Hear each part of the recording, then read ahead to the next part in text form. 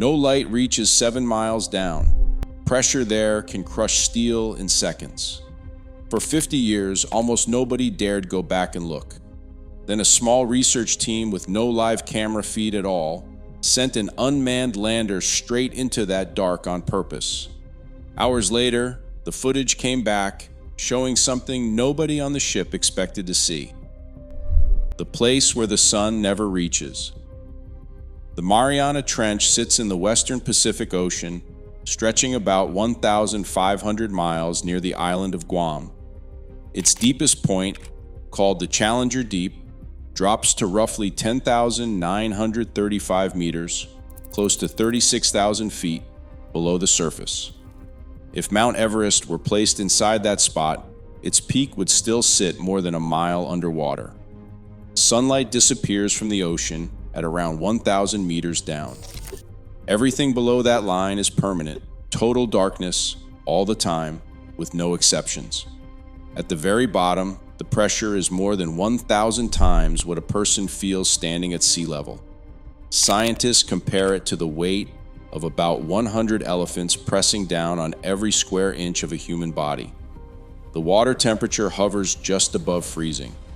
No light, crushing weight, and near freezing cold, all layered on top of each other, is not something most life on this planet was ever built to survive. Space is silent and empty, but it does not fight back the way the ocean does. That difference is exactly why the first humans, who went looking for the bottom, almost didn't make it back to describe what they saw. The only two men who ever saw it with their own eyes. On January 23, 1960, Jacques Piccard and United States Navy Lieutenant Don Walsh climbed into a steel diving sphere called the Trieste and began sinking toward the Challenger Deep. The descent took about 5 hours. Partway down, at roughly 9,400 meters, a loud bang shook the whole vehicle.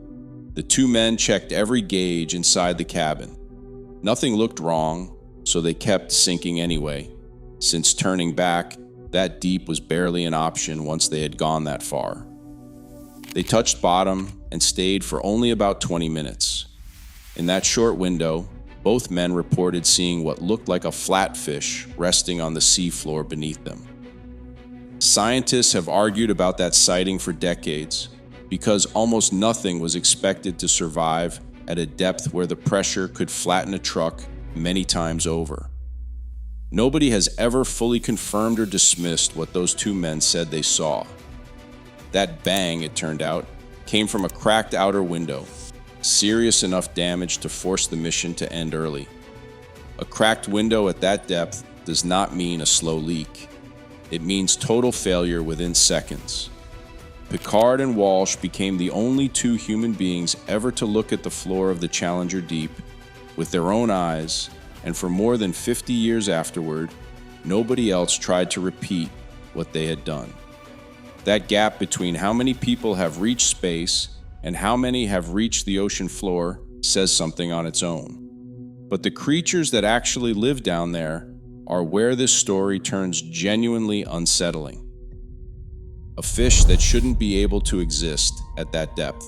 In 2014, cameras filming near the bottom of the Mariana Trench recorded a pale, wide-bodied fish gliding past at a depth deeper than any living fish had ever been filmed before.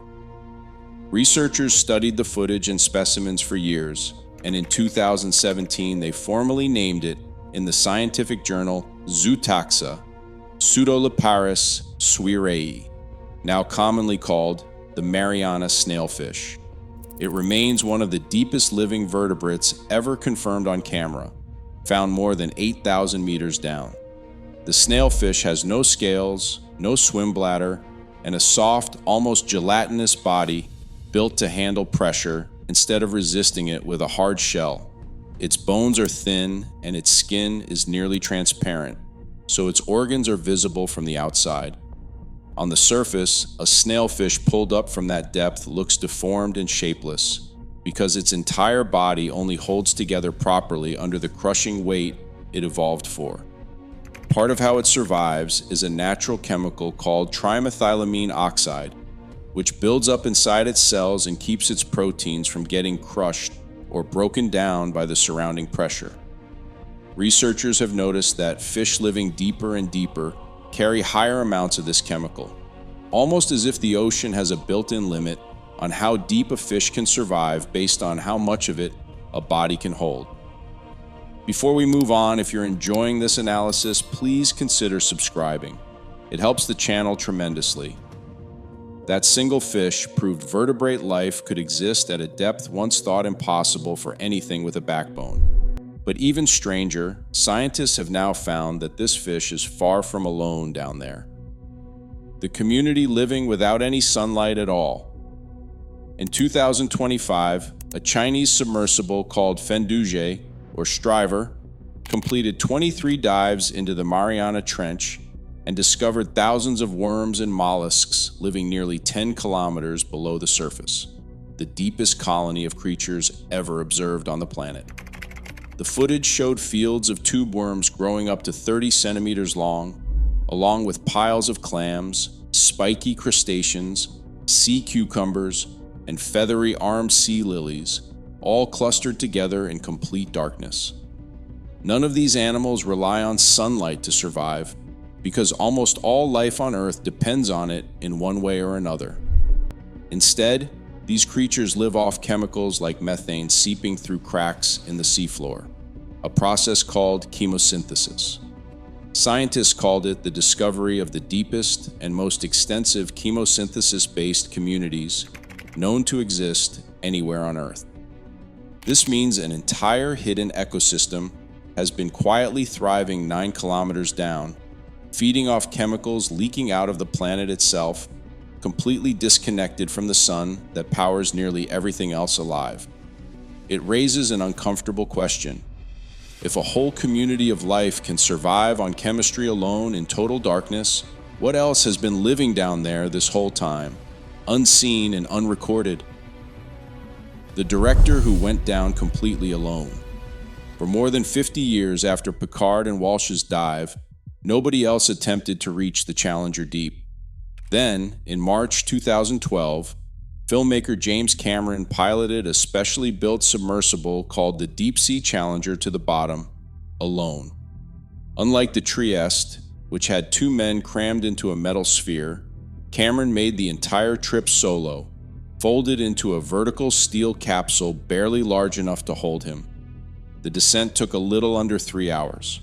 Cameron reached a depth of 35,787 feet, spent several hours on the seafloor collecting samples and video, and reported the landscape as flat, featureless, and almost entirely empty of visible life, describing it as being about as hostile to life as anywhere he could imagine on the planet. On the way back up, one of the vehicle's hydraulic arms failed, cutting his bottom time shorter than planned. His dive proved a single person could reach the deepest point on Earth and return safely, something that had not been attempted since 1960. It also confirmed just how alone a person truly is down there, with no crew, no backup vehicle nearby, and no way to reach help if anything failed. 7 years later, that same stretch of seafloor would reveal something Cameron never mentioned seeing: the trash that beat humans to the bottom.